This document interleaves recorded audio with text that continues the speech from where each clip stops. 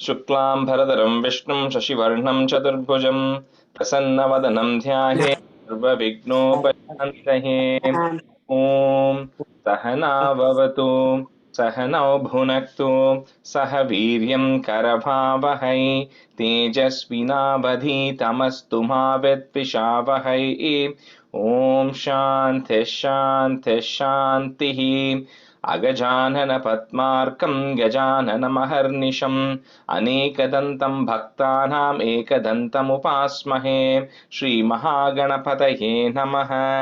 गुरवे सर्वलोकानां विषजे भवरोगिणां निधये सर्वविद्यानां श्रीदक्षिणामूर्तये नमः। अस्मद्गुरुचरणारविन्दाभ्यां नमः। वसुदेवसुतं देवं कंसचाणूरमर्दनं देवकी परमानन्दं कृष्णं वन्दे जगद्गुरुं। ज्ञानानन्दमयं देवं निर्मलस्फटिकाकृतिम् आधारं सर्वविद्यानां श्रीहयग्रीवमुपास्महे। श्रीहयग्रीवमूर्तये नमः। सरस्वती नमस्तुभ्यं वरदे कामरूपिणि विद्यारम्भं करिष्यामि सिद्धिर्भवतु मे सदा। श्रीमहासरस्वत्यै नमः। उमाकोमलहस्ताब्जसम्भावितललाटकं हिरण्यकुण्डलं वन्दे कुमारं पुष्करस्रजं। வெற்றிவேல் முருகனுக்கு ஹரஹரோஹரா. லோகவீரியம் மகாபூஜ்யம் சர்வரக்ஷாகரம் விபும் பார்வதீஹிருதயானந்தம் சாஸ்தாரம் பிரணமாம்யகம். சுவாமியே சரணமையப்பா. वागर्ताविव सम्पृक्तौ वागर्तप्रतिपत्तये जगदः पितरौ वन्दे पार्वती परमेश्वरौ। श्रीपार्वतीपरमेश्वराभ्यां नमः। कोमलं कूजयन् वेणुं श्यामलोऽयं कुमारकः वेदवेद्यं परब्रह्मा तस्मै श्रीगुरवे नमः। अस्मद्गुरुचरणारविन्दाभ्यां नमः। श्रीकृष्ण गोविन्द हरे मुरारे श्रीनाथ नारायण वासुदेव। श्रीकृष्ण गोविन्द हरे मुरारे श्रीनाथ नारायण वासुदेव। श्रीकृष्ण गोविन्द हरे मुरारे श्रीनाथ नारायण वासुदेव। पीताम्बरं करविराजितचक्रशङ्खकौमोदकी सरसिजं करुणासमुद्रं राधासहायम् अतिसुन्दरमन्दहासं वातालयेशम् अनिशं हृदि भावयामि। कृष्णो रक्षतु मां चराचरगुरुः कृष्णं नमस्ये सदा। कृष्णेनैव सुरक्षितोऽहमसकृत् कृष्णाय दत्तं मनः। कृष्णादेव समुद्भवो मम विभो कृष्णस्य दासोऽस्म्यहं। कृष्णे भक्तिरचञ्चलास्तु भगवन् हे कृष्ण तुभ्यं नमः। श्रीगुरुवायूरप्पा शरणं। नम्राणां सन्निधत्ते सततमपि पुरस्तैरणभ्यर्थितानपि अर्थान् कामानजस्रं वितरति परमानन्दसान्द्रां गतिं च। इत्थं निःशेषलभ्यो निरवधिकफलः पारिजातो हरे त्वं क्षुद्रं तं शक्रवाटी द्रुममभिलषति व्यर्थमर्त्यव्रजोऽयं। श्रीगुरुवायूरप्पा शरणं। श्रीभट्टपादम् अनिशं हृदि भावयामि। वंशी विभूषितकरात् नवनीरदाभात् पीताम्बरात् अरुणबिम्बफलादरोष्टात् पूर्णेन्दुसुन्दरमुखात् अरविन्दनेत्रात् कृष्णात् परं किमपि तत्त्वमहं न जाने। കൈരണ്ടും കൂപ്പി ഞാൻ വീണ്ടുമീറക്കുന്നു നീരജലോചന നിന്നോടായി. ഏതീനു മഞ്ഞനെ കുമ്പിടേണ്ടതോരു രീതിയിൽ നീ എന്നെ പാലിക്കെന്നായി. കൃഷ്ണ ഹരേ ജയ കൃഷ്ണ ഹരേ ജയ കൃഷ്ണ ഹരേ ജയ കൃഷ്ണ ഹരേ. Good morning everyone. Welcome to class number 2. Sorry for the delay there. I had a problem with my laptop audio system, but anyway, So we stopped at stanza 4, so we'll do a quick review of 1 to 4. Even this time I'll give you all the choice just for this class to see who wants to do 1 to 4, except Ram and Shanti, because they did it last time. Okay, I think I Vasanta. can do it, Rajesh. Okay, let's saw Vasanta raised her hand first. Sorry, so I'll go I with. can do it as well. Okay, so Vasanta, you can do first, and then. Okay. Thank you, sir.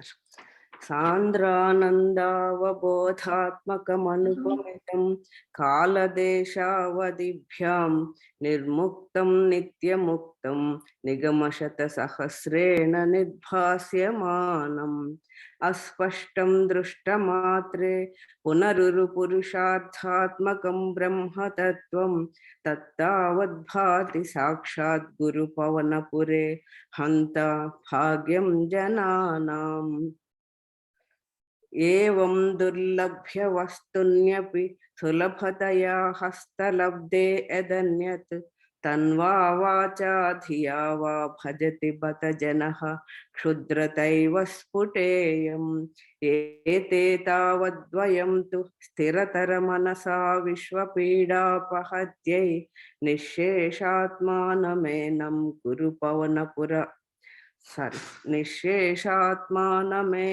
गुरुपवनपुराधीशमेव आश्रयामः सत्वं यत्तत्पराभ्याम् अपरिकलनतो निर्मलं तेन तावत् भूतैर्भूतेन्द्रियैस्ते वपुरिति बहुशः श्रूयते व्यासवाक्यम् तत्स्वच्छत्वाद् यदच्छादितपरसुख चिद्गर्भनिर्भासरूपं तस्मिन् धन्या रमन्ते श्रुतिमतिमधुरे सुग्रहे विग्रहे ते निष्कम्पे नित्यपूर्णे निरवधि परमानन्दपीयूषरूपे निर्लीनानेकमुक्तावलिसुभगतमे निर्मलब्रह्मसिन्धौ कल्लोलोल्लासतुल्यं खलु विमलतरं सत्त्वमाहुस्तदात्मा कस्मान्नो निष्कलस्त्वं सकल इति वचः स्वत्कलास्वेव भूमन्. Very good. I heard Lata also raised. Lata, you want to go next? Yes, Rajesh. Sandranandavabodhat makamanupamitam kaladeshavadibhyam निर्मुक्तं नित्यमुक्तं निगमशतसहस्रेण निर्भास्यमानम् अस्पष्टं दृष्टमात्रे पुनरुरुपुरुषार्थात्मकं ब्रह्मतत्त्वं तत्तावद्भाति साक्षात् गुरुपवनपुरे हन्त भाग्यं जनानाम्. Rajesh, and whatever, the way you sing it, is that fine or? Yeah, you're close enough. You'll get it. You're almost there. Okay. Yeah. Okay. Evam durlabhya vastunyapि सुलभतया हस्तलब्धे यदन्यत् तन्वा वाचा धिया वा भजति बत जनः क्षुद्रतैव स्फुटेयम् ऐते तावद्वयं तु स्थिरतरमनसा विश्वपीडापहस्यै निःशेषात्मानमेनं गुरुपवनपुराधीशमेव आश्रयामः सत्वं यत्तत्पराभ्याम् अपरिकलनतो निर्मलं तेन तावत् भूतैर्भूतेन्द्रियैस्ते वपुरिति बहुशः श्रूयते व्यासवाक्यम् तत्स्वच्छत्वात् यत्ते चादितपरसुखचित् गर्भनिर्भासरूपम् तस्मिन् धन्या रमन्ते श्रुतिमतिमधुरे सुग्रहे विग्रहीते. Lata, third line. Lata, sorry, third line. That swachadvat, right? Okay. Then yadachad, yada ich, yadachadida. 1 second. Yadachadida. Okay. You want me to repeat it? No, that's okay. Keep going. Okay. निष्कम्पे नित्यपूर्णे निरवधि परमानन्द पीयूषरूपे निर्लिनानेकमुक्तावलिसुभगतमे निर्मल ब्रह्मसिन्धौ कल्लोलोलासतुल्यं खलु विमलतरं सत्त्वमाहुस्तदात्मा कस्मानो निष्कलस्त्वं सकल इति वचः स्वत्कलास्वेव भूमन्. So in the last portion, last line, right? After sakala iti vachaha, that is goes away, right? So it just tvat kala sveva bhuma. I heard is sound again. That's all. Okay. Thank you. Yeah. No, I think you said it right. You channeled it perfectly. I think you sounded more the classical music, Mari, because I am not trained in classical music. Mine will not sound like that. But yours sounded a little bit like that, so that's okay. But it's I think your overall tune was fine, so no worries on that. Okay, thank you. Okay. All right. So we'll get started with from 5 onwards. So Vijaya Narayanan can be student today, and Sujata, you can be student for the first half. Okay. Okay. So stanza 5.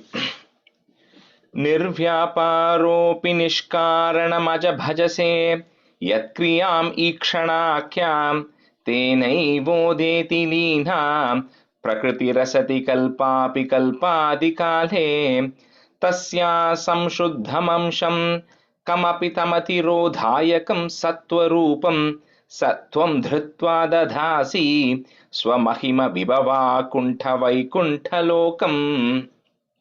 So it's continuing with the description of the Brahman, right, which is where it started the last time also.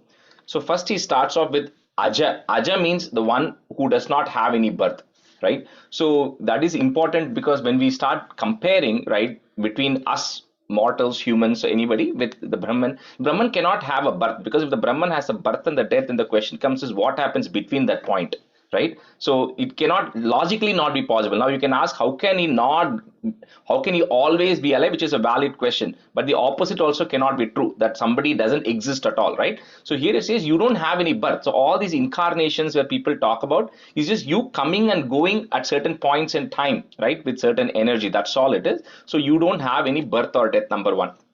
Number two is it says is nirvyaparo. See, we are all bound by activities because we all have karma.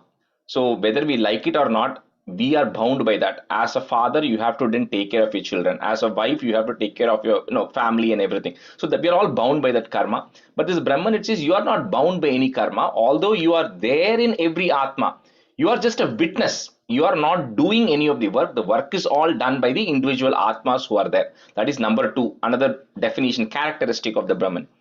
Second is you also don't have any motive. See, everybody has a motive to do something because you have a desire on the outcome of what is going to happen. And the moment you have desire, you get bound by new karma. So since the Brahman cannot be bound by karma, the Brahman cannot have any desire, which means the Brahman does not have any motive. Then the question comes is, how does everything come into existence, right? So we will see that the details of how all of that happens only in the third session, because that's what it talks about, how Brahma comes from the Nabhi. All of that comes only in the third session. But a quick summary of it is, the simple example I always give is, when you plant a seed, right, and you put it under the mud and then you put water, a tree comes out of it, right? Now the question is, was the tree inside the seed, or did the tree just magically come from the seed? The tree was technically inside the seed. Everything required for it was inside the seed. It was just not in that form, right? It was in a sukshmam form, in a subtle form inside that seed. So that's what it says here, is at the end of the various pralaya, and we'll go through the various pralayas also only in the third session, which is at the end of Brahma's day, at the end of Brahma's life, all of that stuff. Everything that is in existence goes into you, but it does not completely go away. It still resides in you in a subtle form. And then when the appropriate time comes, ikshana is just, you just look and then the entire thing comes out and the whole process starts again. So that's what it is actually telling you in a very high level summary, right? I won't get into details at this point. So it says all of this still resides in you. It's not like nothing completely goes away. It's just not in a form that we can comprehend. It still remains in a subtle form. So that is another thing that he says. Then in the 15th chapter, we are going to see about this Prakriti, what is called as a Mula Prakriti and Purusha. But here Bhattacharya is touching upon it at a very high level. So he says that, when you activate it, there's something what is called as a Prakriti. The Prakriti is something from which things can come. It is the absolute source. It cannot come from anything. So think of it as that way. The whole Mula Prakriti source, when you activate it, then all of these things, all the attributes, like the what we call the things, the indriyangal, the kama indriyangal, all of those things start coming, which we'll go in details. So here all it says is that has rajas and tamas. So we all are bound by it. So we cannot see this core thing, but you are not bound by it. You are in pure sattva form. So you are then shining in your world in Vaikuntham as a pure consciousness. So he's kind of saying all of these things. He's just giving the characteristics of the Brahman, right? And like he says, at every point, he'll eventually also say that this is incomprehensible to anybody. That's why he says, I'll resort to worshipping you, right? That's how he always finishes this. But anyway, this is the definition that he's talking through here. So, nirvyaparopi nishkaranamaja bhajase, comma, yat kriyam ikshanakyam, if you want to break it, yat kriyam ikshanakyam, comma, tenai vo deti lina, comma, prakriti rasati kalpapi kalpadi kale. Nirvyaparopi nishkaranamaja bhajase yatkryam ikshanakyam tenaivo deti lina prakriti rasati kalpapi kalpadi kale. Nirvyaparopi nishkaranamaj bhajase yatkriyameekshanakyam tenaivo deti lina prakriti rasati kalpapi kalpadi kale. 2 times Sujata Garu.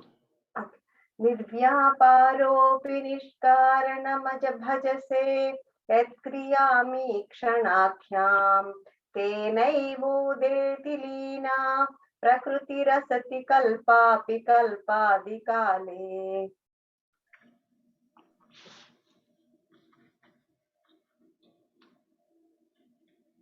Nirupaya rupam nishkaranamaja bhajase yat kriyam iksha vakyam teno vadoti lina prakriti rasati kalapi kalpanadi kale. So Vijay, and the first word is nir vyaparopi. Yeah. Vyaparopi. Nirvyaparopi nishkaranamaja bhajase yat kriyam ishana vakyam tenaiva deti lina prakriti rasati kalpapi kalpasidi kale. Yeah, and then after that lina, there is a comma, okay? Tenaivo deti lina in the second line, okay? Sure. Tasyaha is there. You put a is to join that instead of the visarga. Tasyas samshuddham amsham, comma, kamapi tamati rodhayakam sattvarupam. So two it coming there. Sattvarupam, comma, sa tvam dhritva dadhasi, comma, swa mahima vibhavakuntha vaikuntha rupam. Vaikuntha rupam. Tasya samshuddhamamsham kamapi thamati rodhayakam sattvarupam satvam dhritva dadhasi swamahima vibhava kuntha vaikuntha rupam. Tasya samsuddhamamsam kamapi tamatirodhayakam sattvarupam sattvam dhrutva dadhasi swamahima vibhava kuntha vaikuntha rupam. तस्यासं शुद्धमंशं कमपि तमतिरोधायकं सत्त्वरूपं सत्त्वं धृत्वा ददासि स्वमहिमविभवाकुण्ठवैकुण्ठरूपम्.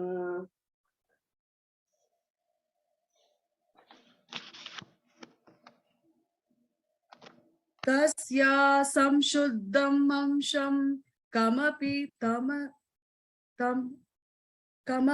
तमतिरोधायकं स्वरूपं सत्वं धृत्वा ददासि स्वमहिं विभावकुण्ठं वैकुण्ठरूपम्. तस्वा संशुद्धमंशं कमपि तमतिरोधावकं सत्वरूपं सत्वं धृत्वा ददासि स्वमह्यं विभावकुण्ठं वैकुण्ठरूपम्. Second half, Vijaya, fourth line. After Dadasi, right? Swamahima Vibhavakunta. Okay. Swamahima Vibhavakunta Vaikuntarupam Sattvam Dritva You got it. Dadasi. Oh, sorry. Go ahead. Swamahima Vibhavakunta Vaikuntarupam. Vibhava. Two words, two letters. Vibhavakunta. Vibhavakunta. Yeah. And don't worry at all. You all can take your time. Like the first chapter is always the hardest chapter. So after that, then you will feel much more at ease. So I can tell you that much based on what everybody's, what people have gone through. So, thank you. Stanza 6. Tatte pratyagradhara dharalita kala yavali kelikaram lavanyasyaikasaram sukruti janadrisham purna punyavataram Lakshmi Nishankalila Nilayanam Amritasyanta Sandohamantah Sinchat Sanchintakanam Vapuranukalaye Maruta Garanatha. So here, and some of these words, like you'll start seeing that it is actually, it will start repeating, right? And almost every time you'll realize what he's referring to. So here he says, I'm continuously, so because of this Brahman, like we said, is so difficult to comprehend, right? How can someone meditate on it? So he says, what I am going to meditate on is this form of yours. And the form of yours, he says, is it is like the color of the rain-bearing clouds. Pratyakara dhara. Dhara is like a flow, right? So pratyakara dhara is like a flow of rain. So when the clouds, just before the rain comes, the dark gray color of the clouds, he says that is the color of your form that I am going to meditate on. And he says just like how those clouds are cooling. So if you're in a hot summer day, the moment the dark clouds comes, immediately people start feeling happy because they know rain is going to come. So you're already prepping your mind to feel happier about it. And the rain comes, you get happy. So similarly, he says your form, which resembles the rain bearing clouds, also calms my mind. So I am going to, number one, meditate on it. Next, then the continues, he goes on to say that it is also that kalaya flower. So that is a blue color flower, and this will also come in the 100th Dasakam. Also, he'll start off by saying that I'm agre pashyami tejo, right in front of me, I'm seeing a blue radiance, and that he'll refer this kalaya flowers again. So he says it's like the dark gray clouds along with the blue flowers, right? It is there. So, and he says the important thing is this form of yours, which I'm meditating on, is not available to anybody, not everybody. It says is only available to those who are blessed to be able to visualize that form, right? So he says all of your devotees who can visualize that form of yours are really blessed because that's the form they need to meditate on. They don't have to worry about this Brahman and everything. And he says even for those devotees, all the punyams they have done in all of their lives, how do you put a form to that punyam? You can't, because it is something which is intangible, right? So he says, but your form is the tangible manifestation version of that punyam, he says. So if all the punyam I have done, if I want to give a form to that, that is that form of yours, right? And he says on that form of yours, I will continue to meditate, he says. So that's, and some similar things will come at multiple places where he says, this is like a dhyana slokam, right? For anybody who knows Vishnu Sahasranam, Lalita Sahasranam, we always have a dhyana slokam, which is I'm meditating on a form, right? So this is that form that he's meditating on. So this is kind of like a dhyana slokam as well. So that's why some of these things are long words, but I'm going to break it. So like I suggested last time, if you have a pencil or something, you can also put a mark in your book so you know exactly where to break the words, right? So it'll be easier. So tatte pratyagra dhara dhara lalita kalayavali kelikaram. So the line is continuous and then a comma at the end. Lavan yasyaika saram, put a comma again. Sukriti janadrisham, put another comma. Purna punyavataram. So punya avataram, so punyavataram. Tatte pratyagradhara dhara lalita kala yavali kelikaram lavanyasekasaram sukruti janadrisham purna punyavataram. तत्ते प्रत्यग्रधाराधर ललितकलायावलीकेलिकारं लावण्यस्यैकसारं सुकृतिजनदृशां पूर्णपुण्यावतारम् तत्ते प्रत्यग्रधाराधर ललितकलायावलीकेलिकारं लावण्यस्वैकसारं सुकृतिजनदृशां पूर्णपुण्यावतारम्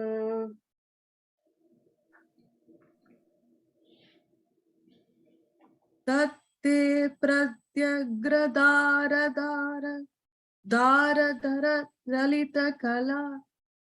ललितकलायवलिकेलिकारं लावण्यस्वदैकसारं सुकृति जनदृशां पुण्यavataram. Yeah, the second line, first word, lavanyasyaika saram. Lavanyasyaikasaram. Yeah.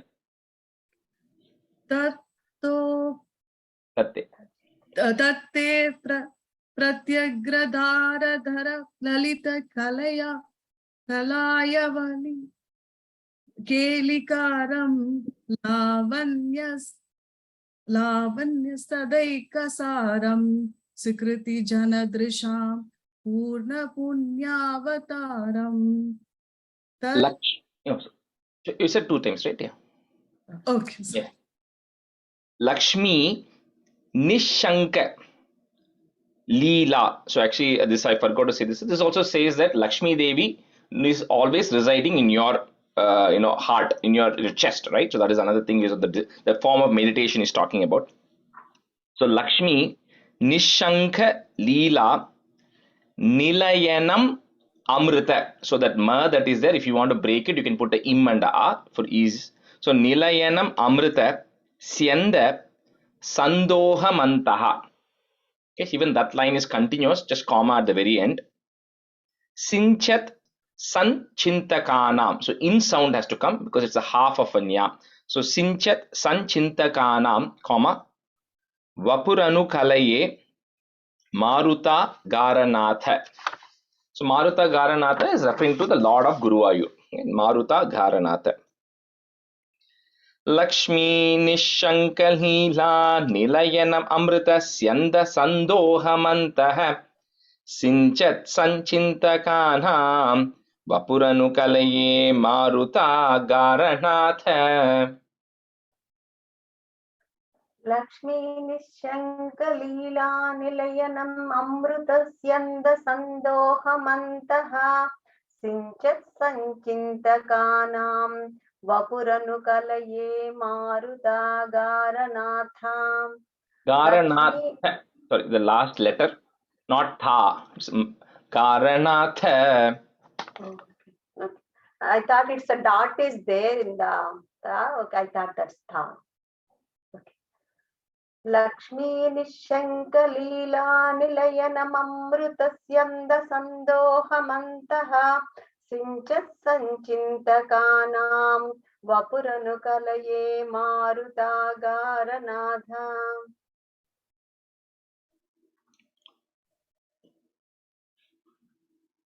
Lakshmi Nishankalina Nilayanam Amritasya Nanda Sandohamanta Sinchat Sanchitakanam Vapura Nukalaye Marutagaranataha.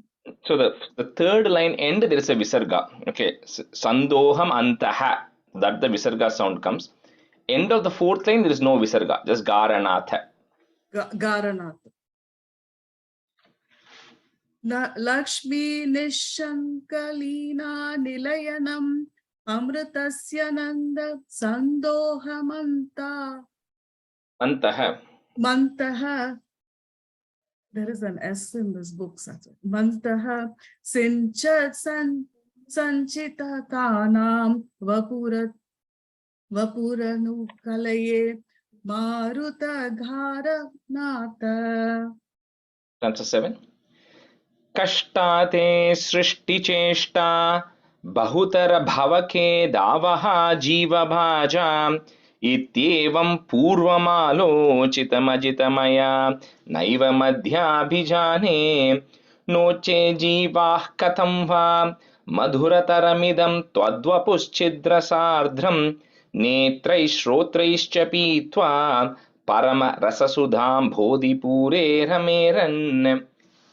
So Bhattacharya says, "O Lord, I used to think," again, Ajita, Jita is to win. Ajita means one who cannot be won over. So the invincible one.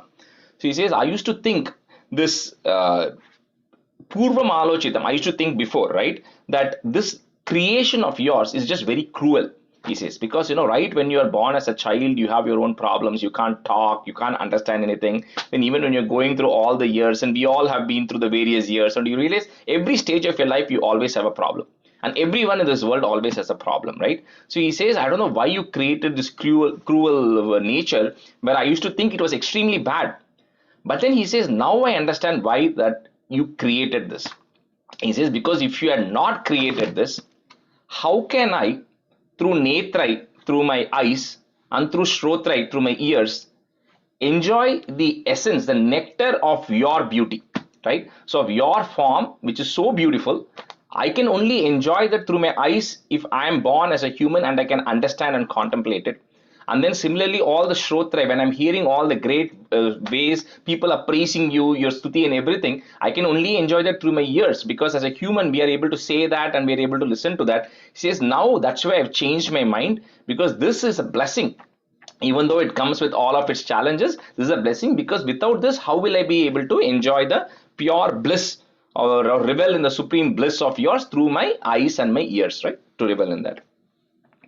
So, kashta te srishti cheshta, comma, bahutara bhava ke davaha jiva bhajam. So, put a im at the end of that line and a comma, jiva bhajam. Next line, if you have a mityevam, you remove that ma, it becomes ityevam. So ityevam purvam alochitam ajita. There are three words in that if you want to break it. Purvam alochitam ajita maya, comma, naiva madhyabhijane.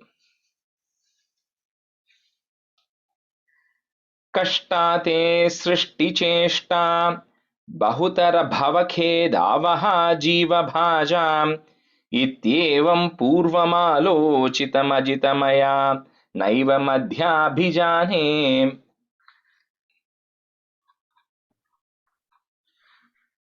कष्टाते सृष्टिचेष्टा बहुतर भवखेदावः जीवभाजाम् इत्येवं पूर्वमालोचितमजितमया नैव मध्याभिजाने कष्टाते सृष्टिचेष्टा बहुतर भवखेदावः जीवभाजाम् इत्येवं पूर्वमालोचितमजितमया नैव मध्याभिजाने Kashtate srishti cheshta bahutar bhava kedavaha jiva bhajam इत्येवं पूर्णमलोचितमजितमया नैव मध्याभिजाने कष्टाते सृष्टिचेष्टा बहुतर भव केदावहा जीवबाजाम् इत्येवं पूर्वम् आलोचितमजितमया नैव माधाभिजाने Naivam adhyabhijane. Last word. नैवम् अद्याभिजाने. No change jivaha is there. We have to put the ich sound. So anytime a ka or a kha is coming after, it kind of takes a sound like a h is the closest you can tell in English. So ich.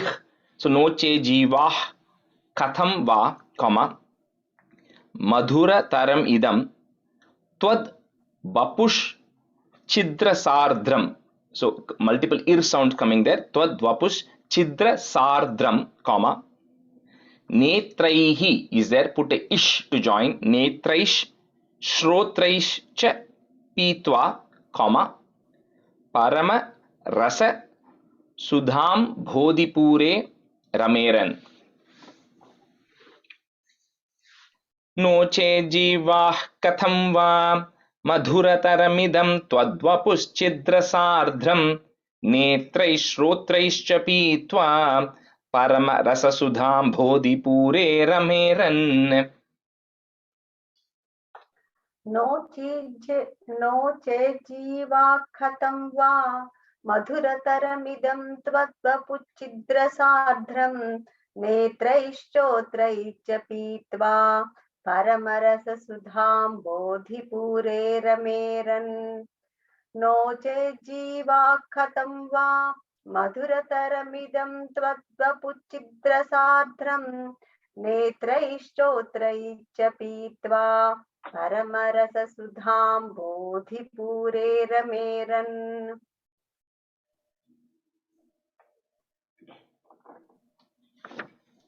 No chase जीवा कथं वमधुरतरमिदं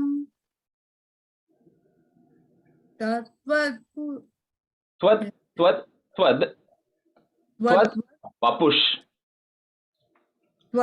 Vapush. Tvad vapush. Can you say that word, please? See, tvad. First word is tvad. And then vapush. Va, vapush. Tvad vapush. Chidrasandro netrai shotraischa vapitva paramarasa sudham bodhipure rameran. No cheja jiva katamba madhura. After katamba, there is a pause. Okay, there's a comma there. So jiva katamba. Katamba madhura taramidam.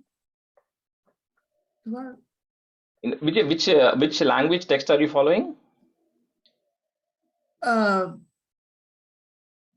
Sanskrit, but if I get problems, I write in English. So Okay. Because in the Sanskrit, all together. So yeah, in Sanskrit you'll have a dwa, right? Dwa, dva. Yeah. So essentially you're breaking at the d. So tvad vapush in English. Tvad, then vapush, vapush, vapush. Tvad vapush. Yeah.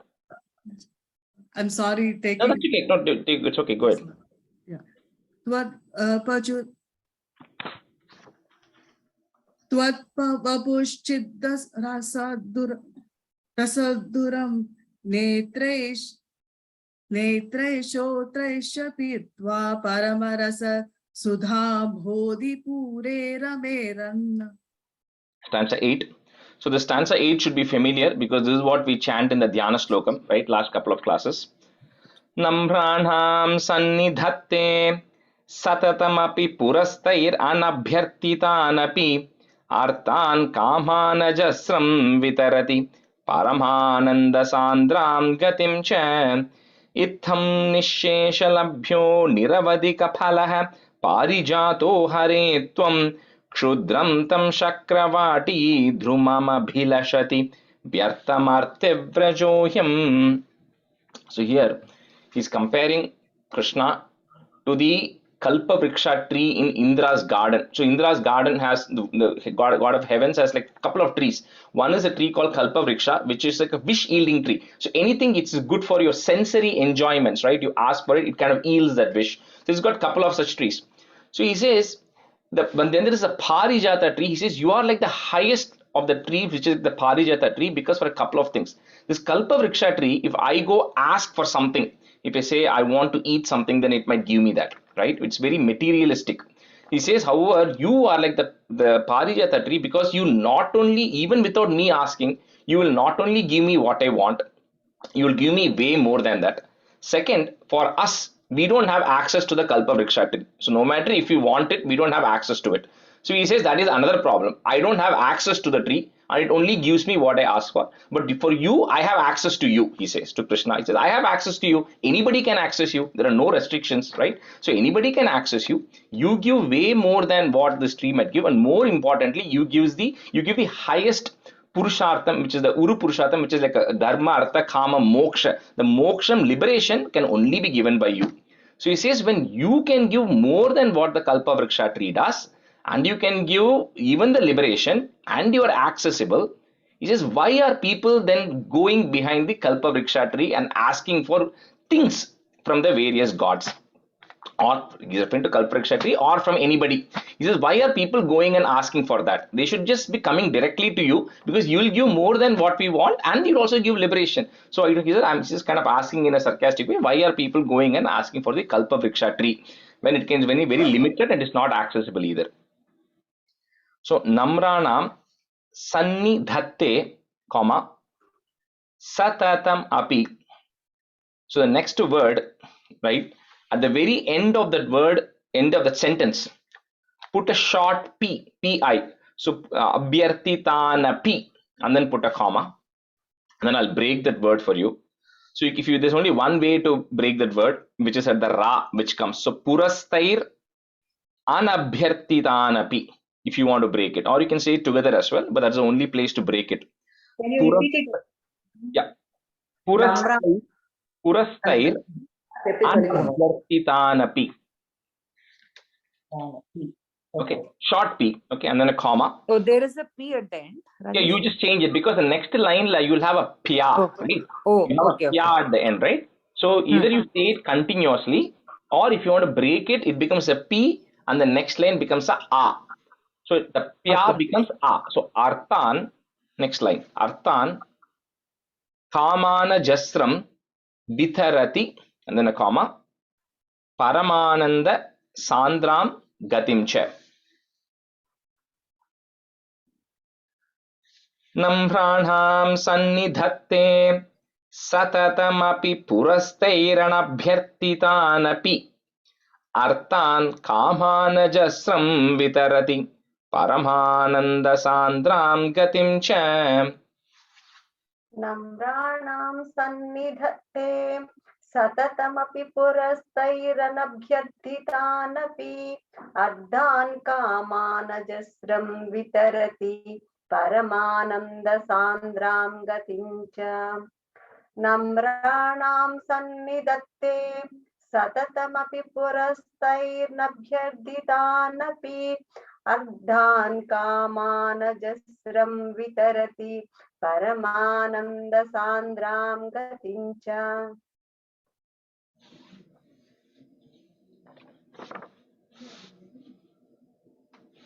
Namranam Sandhitate Satatamapi Purastair Anubha Anabhyartitanapi, nabib, anabhyartitanapi. Anabhyartita Napi Yeah. Anabhyartinapi Arthan Kamana Tajaram Vitarasi Paramananda Sandran Gatimcha Namranam Sandidate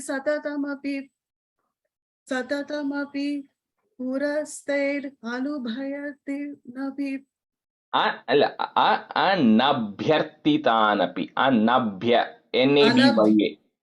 Anabhyar. Anabhyar. Tapi. Artava. Artan Kamanas. Srajam. Viturasi. Paramananda Sandram Gatimcha. Ittam nishesha labhyo niravadika phalaha, and then put a comma, parijato hare tvam, comma, kshudram tam shakravati drumama bhilashati. So that word is very, you can break it, drumam and then abhilashati and all, but you won't be able to say it, so better to say the whole word together. Shakravati drumama bhilashati, and then a comma, vyartam artivrajoyam. That you can break. This is little bit, might be a little bit of a tongue twister, but you'll hear it a few times, you'll get it. इत्थं निःशेषलभ्यो निरवधिकफलः पारिजातो हरे त्वं क्षुद्रं तं शक्रवाटी द्रुममभिलषति व्यर्थम् अर्थिव्रजोऽयम्. इत्थं निःशेषलभ्यो निरवधिकफलः पारिजातो हरे त्वं क्षुद्रं तं शक्रवाटी द्रुममभिलषति व्यर्थमद्दिव्रजोऽयम्. इत्थं निःशेषलभ्यो निरवधिकफलः पारिजातो हरे त्वं क्षुद्रं तं शक्रवाटी द्रुममभिलषति व्यर्थमद्रिव्रजोऽयम्. Ittam nisheshalabhyo niravadikapalaho parijato hare tvam shudram tam chakravati drumam apilashati yatat व्यर्थम vyartam artivajo vyartam artivrajotvam व्रजोऽयम्. vrajoyam.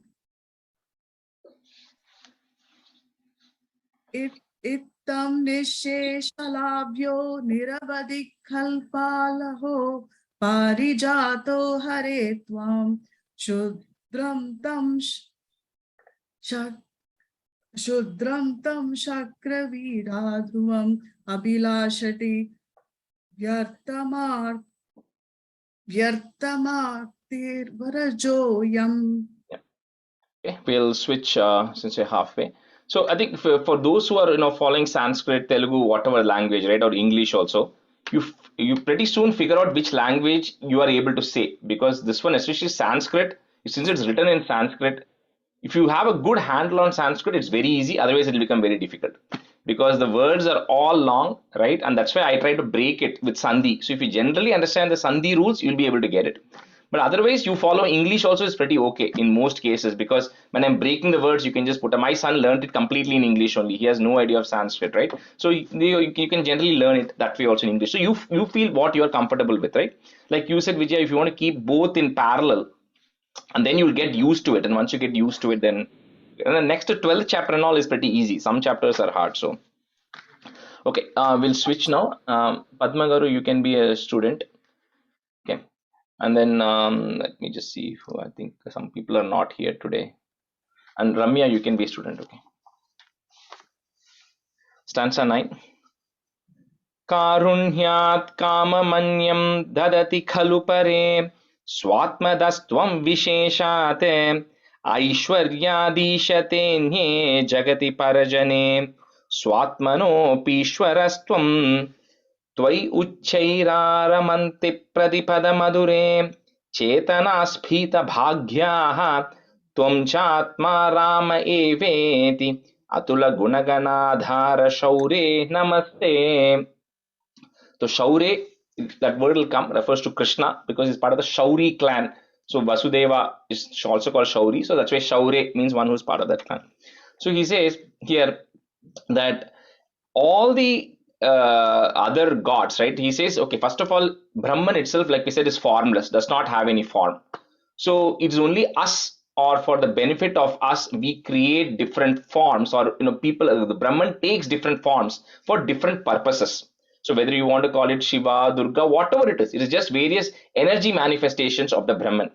So he says the with all the other gods, no matter which god you like, that's totally fine, no comparisons. Because all these other gods only give you specific things you ask for. Like for people who are familiar with Rudram, you then chant Chamakam at the end of it. What do you say in Chamakam? You say all the things you want, right? But he says the difference with you is you give that liberation which no other god can give. And that's the difference, because the majority of the gods, people ask for specific things and they are able to give those specific things. That's number one. And number two, even amongst all the avatarams, and we are going to see 9 avatarams, actually 10, because Kapila avataram also we're going to see. So amongst all the avatarams that we are going to see in this and more which are there, all of those are only partial avatarams, partial incarnations, which means the entire potency of the Brahman is not manifesting in that avataram, right? But only in Krishna avataram, where Narayana says, I myself am going to come in my full potency, right? So that's why I say Krishna is to Bhagavan Swayam. There's nothing beyond that, and we'll also see in the 10th stanza. So he says, when all of this is there, he says, I'm going to completely revel myself, delight in your bliss. However, he says, you are not interested in anything, and you are just being yourself as Brahman without any desire, without any wishes. But I will revel in that form of yours, which is the highest potency of Brahman. So Karunyat Kamam Anyam Dadati Khalu Pare, comma, Swatma Das Tvam Visheshat, put it at the end of that line and a comma, Visheshat. Next line, if you have Dai, right? If you have the letter Dai, you replace it with I. Aishwarya Dishatenye. So Aishwarya Dishatenye Jagati Parajane, comma, Swatmano Pish. So in Sanskrit, or those, I don't know how it is in other languages, you sometimes have this letter S kind of thing coming. So what happens is, anytime it is O or A, which is a preceding letter, and there is a which comes after that, you don't say that explicitly as A. So they kind of put a S in between. And when they put the S in between, you kind of have to say the whole thing together as much as possible. So for example, you don't say Swatmano Apishwarastvam. You don't explicitly break it like that. You try to say the whole thing together. Swatmano Pishwarastvam. Okay. So, and you'll see that in a lot of places that S will come. In multiple scripts it comes. In Devi Matmyam also, Lalita Sahasranam also it comes. So the idea is to say the whole thing together. So Swatmano Pishwarastvam. Karunyat Kamamanyam Dadati Khalu Pare Swatmadastvam Visheshat Aishwaryadishatenye Jagati Parajane Swatmano Pishwarastvam. Karunyat Kamamanyam Dadati Khalu Pare Swatmadhasvam Visheshad Aishwarya. Okay. Aishwaryadhishatenye Jagati Parajane Satmanopishwarastvam Karunyat Kamamanyam Dadati Khalu Pare Swatmadhasvam Visheshad Aishwaryadhishatenye Jagati Parajane Swatmanopishwarastvam. Karunyat Kamamanyam Daditi Kulapare Swatmadastvam Visheshat Aishwaryadhishatenye Jagati Parajane Swatmano Pishwarastvam. Karunyat Kamamanyam Dadati Kulapare Dadati Kalupare Swatmadastvam Visheshat Aishwaryadishate Pradipnye Jagati Parajane Swatmanopishvarastvam. Tvai Tvayuchairaramanti. So even that word, you have to probably say, you have to say the whole word together. Tvayuchairaramanti Pradipada Madhure, comma, Chetanaha, put a is to join, Chetanas Spita Bhagyaha. So put a visarga at the end of that line and comma, Spita Bhagyaha. Next line that is goes away. So it's Tvam Chatma Rama. Then the same logic we used in the 8th stanza, that evetya you have, right? That it and ya, you remove it and put a ti and a a. So tvam chatma rama eveti, comma. Next word becomes a athula guna ghanadhara shaure namaste. Tvayuchairaramanti pradipad madure Chetanaspita bhagyaha Tvam chatma rama eveti Atula gunaganadhara shaure namaste. त्वय्युच्छैरारमन्ति प्रतिपदमधुरे चेतनास्फीतभाग्याः त्वं चात्मा राम एवेति अतुलगुणगणाधार शौरे नमस्ते. त्वय्युच्छैरारमन्ति प्रतिपदमधुरे चेतनास्फीतभाग्याः त्वं चात्मा राम एवेति अतुल गुणगणाधार शौरे नमस्ते.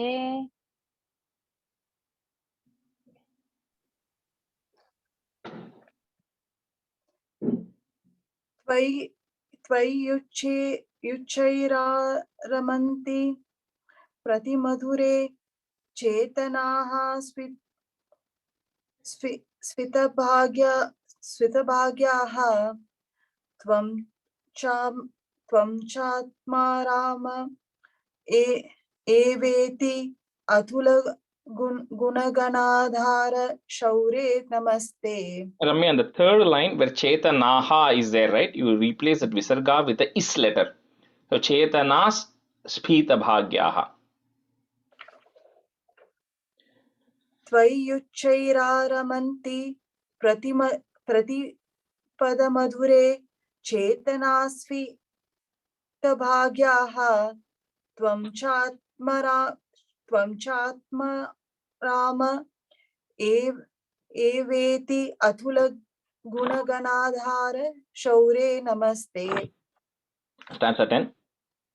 Aishwaryam Shankaradhishwara Vinyamanam Vishwatejoharanam Tejas Samhari Viryam Vimalamapi Yasho Nispruhaishchopagitam Angha Sangha Sadhashrir Akhila Vidasi Nakwapite Sangavarta Tadva Tagharavasin Murahara Bhagavat Shabda Mukyashrayosi.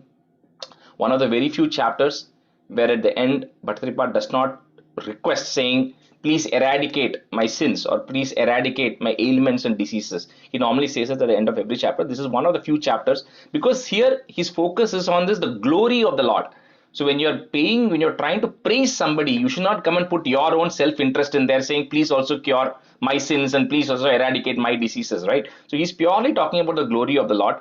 And this is the concluding stanza of that. So and this also, a little bit of this will come in the 99th also. The best way to say somebody is great is you say whoever is the greatest in that, you're better than them, right? So if you want to say you are the richest, you say you are richer than Elon Musk right now, or you say you are richer than the richest person. Then that way you keep it neutral, right? Because somebody else might become rich tomorrow. So here he says that the lordiness, your Aishwaryam, is greater than any other lord I know, because he says every people who is there has some defect, or I wouldn't use the word defect, but has some things which is, you might say, you know what, that god is, he gets angry very quickly, or this person is this. So there's always something there. He says for you it's never that case, and we'll see some of that even during Lakshmi Swayamvaram and all, how it's getting described, right? So anyway, first he says your lordiness is greater than everybody.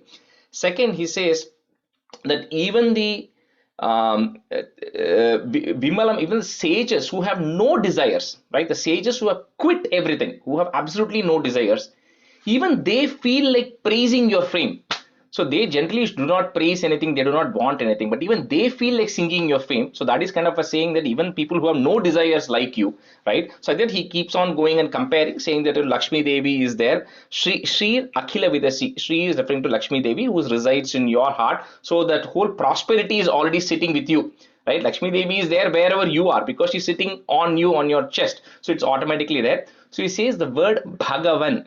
So the word Bhagavan means one who has got 6 characteristics, and there are different characteristics. It says one who has ability to do anything. It is different from the Ashta Siddhi, right, which Hanuman and everybody has. This is somebody who has got, who is bravery, beauty, fame, auspiciousness, and there are 6 characteristics.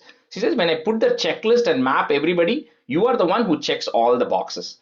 So because of which the word Bhagavan or Bhagavan is only attributable to you. So that's why that Bhagavat Shabda Mukhya Shrayosi is primarily applicable only to you because you check all the boxes. So with that, Bhattacharya ends Dasakam 1, which is the glory of Guru Ayyappan before he goes on to talk about the other things. So Aishwaryam Shankaradhishwara Viniyamanam, Vishwa Tejoharanam, Tejas Samhari Viryam, Vimalamapi Yasho Nisprihaish Chopageetam. Aishwaryam Shankaradishwara Viniyamanam Vishwatejoharanam Tejas Samhari Viryam Vimalamapi Yasho Nisprihaish Chopageetam. ऐश्वर्यं शङ्कराधीश्वर विनियमनं विश्वतेजोहराणां तेजस्संहारि वीर्यं विमलमपि यशो निःस्पृहशोपगीतम् ऐश्वर्यं शङ्कराधीश्वर विनियमनं विश्वतेजोहराणां तेजसंहारि वीर्यं विमलमपि यशो निःस्पृहशोपगीतम्. ऐश्वर्यं शङ्कराधीश्वरी विनियमनं विश्वतेजोहराणां तेजसंहारि वीर्यं विमलमपि यशो निस्फुरै चोपगीतम्. Nisprihaish. Sprihaish.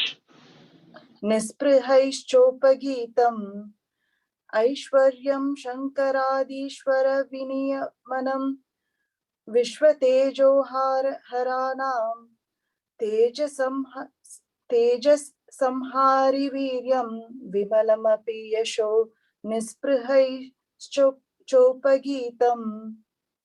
Anga Sanga Sada Shrir Akhila, if you want to break it, Shrir Akhila Vidasi, short C, Na Kwapi, KV, Kwapi Te Sangavartha, Tadvathagara Vasin, Murahara. So the next word, right? It's Bhagavat It Shabda. But when the It and Sha is coming, it becomes a Ich and a Cha. So for those who are following Sanskrit, you'll see a Ich and a Cha.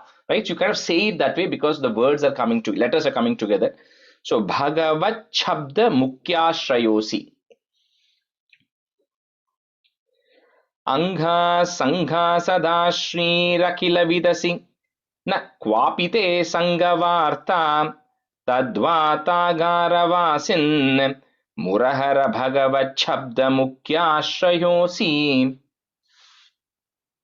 Anga Sanga Sada Srirachila Vidasi Nakwapite Sangavarta Tadvatagara Vasin Murahara Bhagavat Shabda Mukhyaashrayosi.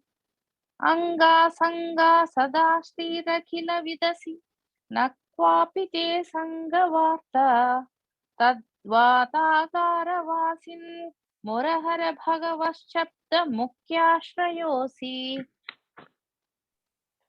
Anga Sanga Sada Shrirakila Vidasi Na Kwapi Te Sangavarta Tva Tadvatagaravastin Murahara Bhagavat Shabda Mukhya Shroyasi Trayosi Anga Sanga Sada Shrirakila Vidasi Na Kwapi Te Sangavarta Tattva Vasin Murahara Bhagavat Shabda Mukhya Shrayosi. Shri Krishnaya Parabrahmane Namaha. That completes the first Dasakam. We have few more minutes left. We'll probably do a couple of stanzas of the 12th chapter, 12th Dasakam. So you can move to that, 12th one. So the 12th one is Varaha Avataram, right? So the question is, and I'll pose it to the group. So why is Varaha Avataram coming first? We all know Matsya Avataram comes first, right? Because it's first human form, boy form. Varaham, right? Boar. Boar, okay. Why is that coming first, not Matsya Avataram? Because when we all keep Golu, we all keep Matsya Avataram first. And I went to a few places and told them to fix it this time. But anyway, the reason is, right, and we'll cover some of it later also. So Brahma, one Kalpa. So we have 4 yugas, right? You all know about the 4 yugas. So the 4 yugas, you multiply the 4 yugas are called as one Chatur Yuga. When all 4 yugas happen, it is called as one Chatur Yuga. Okay. That one Chatur, the 1000 Chatur Yugas, okay, thousands of these Chatur Yugas is one Kalpa of Brahma, which is considered as one day of Brahma. Day is very loosely used here. It is a time when Brahma is active, right? So the 1000 Chatur Yugas is called as one Kalpa of Brahma. At the end of that Kalpa of Brahma, which is the 1000 Chatur Yugas, there is a Naimittika Pralayam which happens, which means the top 3 worlds still remain. There are 14 worlds, 14 layers of worlds. The top 3 worlds remain. Bottom 11 worlds are destroyed. And even in the top 3 worlds, nothing remains. The worlds still remain, but nothing remains in it. And all of that merges into the Lord. That is the first Pralayam that happens, Naimittika Pralayam. Then this is the whole thing, that 1000 Chaturyugas plus the same duration of time when Brahma is also merged into the Lord is considered as, if you think of it as one day, right? Like we say, because day and night, right? So 24 hours for us. Then you multiply that by 30 days and multiply it by 12 months. So 360 is 1 year of Brahma. And then when Brahma completes 100 years, right? Then there is a Prakritika Pralayam and everything completely is vanished. So this will all come later. But anyway, the reason I'm giving this is that one Kalpa of Brahma is ruled by 14 Manus. Manu is the ruler, because Brahma has to kind of, delegate, right? So he delegates it to 14 Manus. So which means 1000 divided by 14 is about 71 and a quarter. So 71 Chaturyugas is owned by one Manu. Okay. So now if we are ruled by Vaivaswata Manu. So if you remember your Sankalpam, Vaivaswata Manu, and what is it? And Ram and Ashtavimshetame Kali Yuge, we go on saying, right? So we say the Vaivaswata Manu. So this is the Manu. Vaivaswata Manvantare. Vaivaswata Manvantare. So the Manvantara is the period. The Manu is a ruler of that Manvantara. So Vaivaswata Manu is a current Manu who is ruling, right? He's the 7th Manu. Varaha Avataram happens with the first Manu, which you are going to see. This is Swayambhuvo. It's the first Manu. So Varaha Avataram actually happened in the first Manu. Matsya Avataram, which we are going to see later, it's going to come only in the 32nd Dasakam, is happening between the transition between the 6th Manu and the 7th Manu. The 7th Manu, which is right now, this is the 6th Manu. When that transition is happening between the Manu, that's when the Matsya Avataram happens, right? So sequentially speaking, this is nothing to do with, like we say, hierarchy, Darwin's theory of evolution, and you should never tie that to that, because Darwin's theory is a theory, right? So tomorrow somebody might else come and say that the theory is false, then what happens? The whole thing will fall apart, right? So here there's a sequence given, then this whole thing talks about how things are happening. So this is happening at the Swayambhuva Manu, the first Manu. When that Manu is happening, we'll go through the story. So before we go to the story, just a quick 5 minutes background on this, because we are not doing the 11th chapter. So Brahma has first, through his mind, he creates 4 people, which is Sanat Kumaras, Sanaka, Sananda, Sanat Kumara, and Sanatana, all 4 of them. So they all 4 go to Vaikuntham to meet with the Lord. So when they go to meet, then they meet 2 Dwarapalakas, which are Jaya and Vijaya. They meet 2 of them. These Jaya and Vijaya say, you can't go now. So these people get into a confrontation, right? These are sages, heavily, they are like supreme sages, because very few people can access Vaikuntham. So they go there and then they say, how can you block us from entering? And so then they curse the Jaya and Vijaya and say that because you are not right to be in Vaikuntham, you have to go down and you have to take birth in the lower worlds, the several of the lower worlds. So it's not just earth. So everything of this you have to think of it as lower worlds. So the lower worlds you have to take birth, and then you will, because it's a punishment, right? So at that time, Narayana comes out as well, and then the Jaya and Vijaya say that, you know what, Narayana, we can't do anything. One is the sages of curse, nothing can be taken back. But they say we only have one wish, which is you have to be always thinking about you, right? Then there are 2 choices. Do you want to be thinking about me over long periods of time, over several janmam and eventually attain? Or do you want to go through a quick process, which is you take 3 births, right? And then you go through a process of what is called as, Samrambha Yogena, which means that yoga means union. The union through Samrambha, which means union through hatred. So you'll still be thinking about me all the time, but you will not be liking me. So that is the curse that is a boon also they get, saying you'll be able to quickly come back to me. So you're going to take 3 births. The 3 births which happen are Hiranyakashipu and Hiranyaksha, right? So that is the first combination. And then it comes to Ravana and Kumbhakarna and Shishupala Dantavaktra. So Shishupala Dantavaktra happens in the Krishna Avataram, where Krishna gets rid of them, and Ravana Kumbhakarna during Rama Avataram in the Dwapara Yuga, the Treta Yuga. The Dwapara Yuga, Krishna comes for Shishupala Dantavaktra, and in the Satya Yuga of this Manu, Swayambhuva Manu, Hiranyaksha, Hiranyakashipu. That's what's happening. Okay, so that is the quick context behind. So what has happened now so far is Hiranyaksha, Hiranyakashipu are there, and this Hiranyaksha is extremely powerful. He doesn't know what to do. He has nobody to fight. So he goes and he just disrupts everything. So Varuna then tells him, the only right person to fight with you is Swayam Narayana himself. So he has to disrupt to capture Narayana's attention, right? He's not able to find Narayana. So what he does is he goes and displaces the earth from its current plane. And then there are, like I said, there are 14 worlds. So he goes and displaces the earth. So we'll see what happens. So that's what has happened so far, so that you get some context of when we start this. So there are, in this Narayanam, we'll have 3 tunes. There are 3 tunes in chapters. We saw the first chapter has 1 tune because it's long 4-liners. This is short lines, as you can see. So this will be 1 tune. Okay. Swayambhuvo manurato janasargashilo दृष्ट्वा महीम समये सलिले निमग्ना स्रष्टारमापशरणं भवदङ्घ्रिसेवा तुष्टाशयं मुनिजनैः सह सत्यलोके. So like it says, the first line itself says Swayambhuva Manu, right? So like it says, the Swayambhu means, Swayambhu is referring to Brahma, because he just comes out of the Nabi, right? He comes out of nothingness kind of. So he's Swayambhu, and because this Manu is the first Manu, is called Swayambhuva Manu. So this Swayambhuva Manu, he's now beginning the process of creation for Brahma. So all this creation is happening right now. So this is not the time for Pralayam, because the Pralayam has already happened and this Manu has started his job, right? And he's going through the process of creation. And then he suddenly notices that in his worlds, Earth is not in its position anymore. It is not in its plane. It has somehow been dislocated, or it's not in status anymore. So he's like, and it's submerged under water, and the water he's referring to here is the Garbhodaka ocean, which is at the very bottom of the 14 worlds. So when the earth is completely displaced, so this Manu is now completely perplexed. It's like, this is not asamaye, this is not the time for this to be happening, right? But this has happened, which means something has happened, right? Because of which this happened. So what he does, he then goes to his boss. His boss is his father Brahma.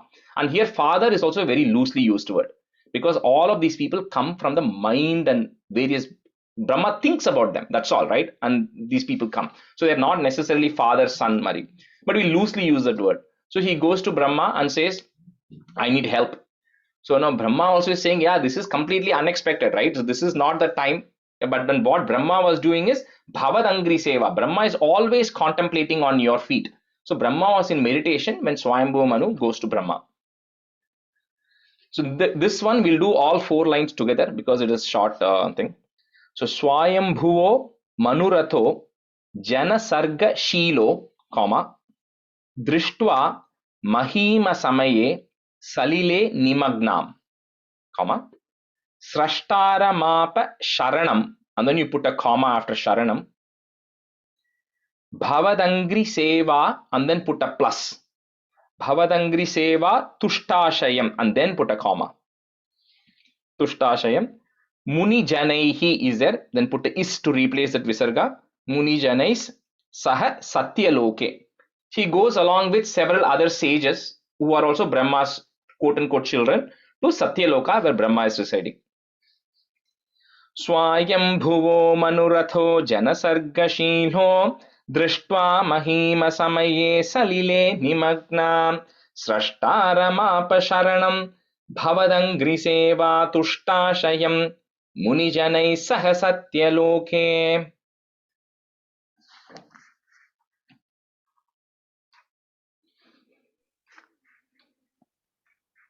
Rajesh, I don't have the lyrics in front of me. Maybe somebody can do that because this one, not the second. No, yeah, that's why I send the list, right? 12. We will do 1 and then 12 directly. Oh, okay. Sorry. No, is anybody else who has not chanted so far wants to take up? I can do it. Okay, go ahead, Matangi. Swayambhuvo Madhurato Jana Sarkasilo Drishtva Mahima Samaye Salilo Nimak Nam Strashtara Macharanam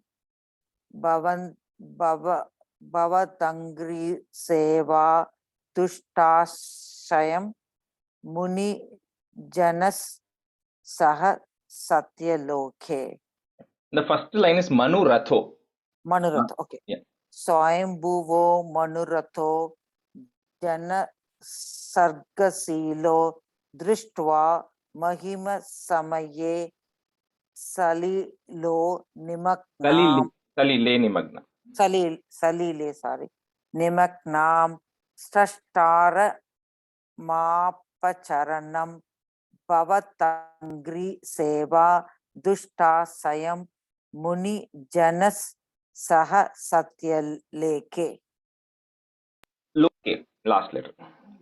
Lova, le தான் போட்டிருக்கேன். Satyaloke. Satyaloka. Okay. Loke, okay. Le வந்து. Okay. Swayambhuvo Manurato Janasargashilo Drishtva Mahima Samaye Salile Nimagnama Srishta Ramapasharanam Bhavadangri Seva Trishtashyam Munijanai Saha Swaha Satyaloke. And the third line, Srashtara. Srashtara, and fourth line is Tuštashayam. Okay. Tuštashayam. Swayambhuvo Manurato Janasargashilo Drishtva Mahimasmaye Salile Nimagnam Srashtaramapa Sharanam Bhavadangri.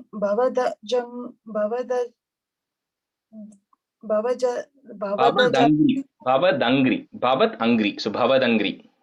Bhavadangri Seva Trishtashayam Munijanai Saha Satyaloke. And the fourth line, Tuštashayam. You are saying Tuštashayam. Okay, sorry. Tuštashayam Munijanai Saha Satyaloke. We'll do one more stanza and we'll stop today. Kashtam praja srijati mayyavanir nimagna स्थानं सरोज भव कल्पय तत् प्रजानाम् इत्येवमेष कथितो मनुना स्वयंभूः अम्भोरुहाक्ष तव पादयुगं व्यचिन्तीत्. So Saroja Bhava, Saroja means lotus. Saroja Bhava means one who has come stemmed from the lotus. So Brahma. So when this Manu goes and tells Brahma that, when I'm busy in the process of creation, and then I see that things have completely been displaced. So everybody is in trouble because this is not where Earth is supposed to be. It's been displaced. So we really need your help. So Brahma, any time he doesn't have an answer. So next Brahma doesn't have an answer. So next person he has to go to is Narayana himself. And the only way Brahma can also access Narayana is through meditation. So Brahma immediately then resorts to the process of Padayugam, your feet. Vechintit, he starts meditating on your feet so that he can try to get an answer for why this has happened and what is the way to rescue everything that is happening and how to help Manu out. So Kashtam Prajaha is there, put is Prajas Srijati Mayava Nir Nimagna Mayyavanir Nimagna, comma, Sthanam Saroja Bhava Kalpaya Tat Prajanam Ityeva Mesha Khatito Manuna Swayambhuhu. So put a visarga at the end of that line, Swayambhuhu, comma. Next line, the Ra goes away, becomes a A. Amboru Haksha Tava Padayugam Vyachinti. This Amboru Haksha will also come in multiple places. Aksha means eyes. Amboru also means lotus. So one who is lotus eyed, which is referring to Narayana. So Amboru Haksha Tava Padayugam Vyachinti. Kashtam Praja Srijati Mayyavanir Nimagna Sthanam Saroja Bhavakalpayatat Prajanam Ityevamesha Katito Manuna Swayambhuhu Ambhoruhaksha Tava Padayugam Vyachintit.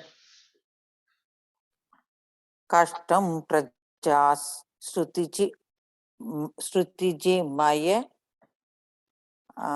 Mayyavanir, and the word you have to speak together. Shrutiji Mayyavanir Mayavanir Nigamana Nimagna Nimagna Sadanam Saroja Bhava Kalpaya Tat Prajanam Ityevamesha Katito Manuna Swayambhuhu Amboru Saksha Tava Padayugam Vechintit. Did you say right? Last word? Yeah. Okay.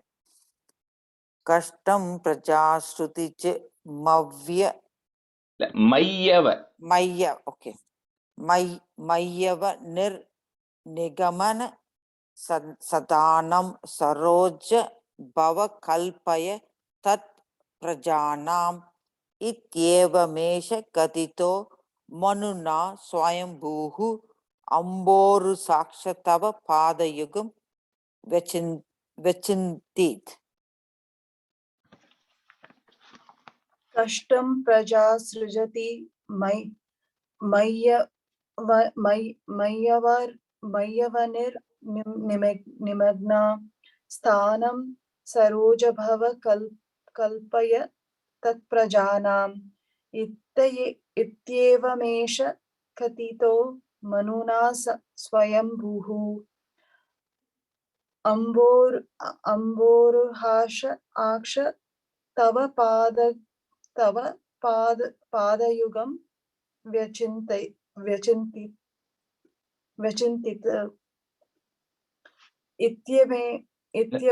Of Kashtam.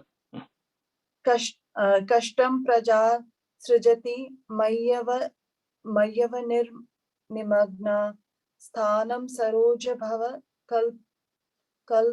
kalpaya tat prajanam ityevamesha katito manuna swayambhuhu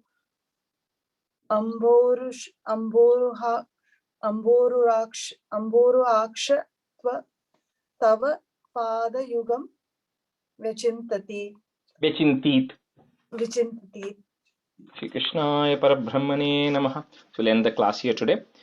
Sandhranandhavabodhatmakamanupamitam kaladeshavadebhyam nirmuktam nityamuktam निगमशतसहस्रेण निर्भास्यमानम् अस्पष्टं दृष्टमात्रे पुनरुरुपुरुषार्थात्मकं ब्रह्मतत्त्वं तत्तावद्भाति साक्षात् गुरुभवनपुरे हन्त भाग्यं जनानाम् कायेन वाचा मनसेन्द्रियैर्वा बुद्ध्यात्मना भा प्रकृते स्वभावात् करोमि यत् सकलं परस्मै नारायणायेति समर्पयामि।